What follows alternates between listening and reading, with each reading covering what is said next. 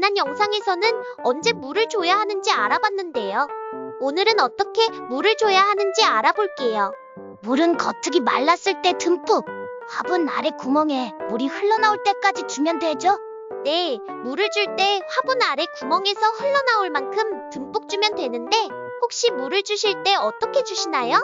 저는 컵에 물을 받아서 주고 있어요. 아마 대부분 컵이나 주전자, 물통 같은 도구로 물을 줄 텐데요. 이것도 틀린 방법은 아니지만 조금 더 올바르게 물을 주는 법을 알려드릴게요. 물 주는 도구 중에서 제일 좋은 건 입구가 좁은 주전자나 물줄기가 샤워기처럼 나오는 물조리개예요.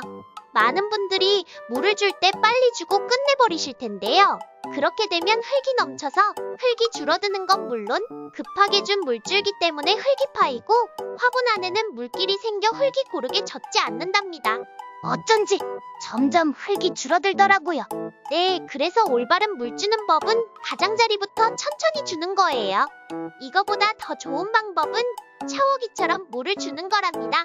야외에 있는 식물을 보면 비가 올 때 한 번에 물이 확 쏟아지기보다는 빗줄기에 천천히 흙이 젖어 들어가죠? 이렇게 물을 줄 때에는 천천히 조금씩 여러 번 준다 라는 마음으로 한번 줘보세요.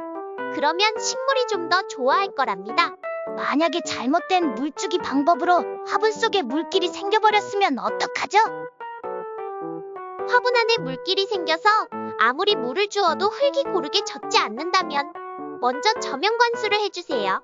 이전 영상에서 저명관수에 대해 잠깐 말씀드렸는데요.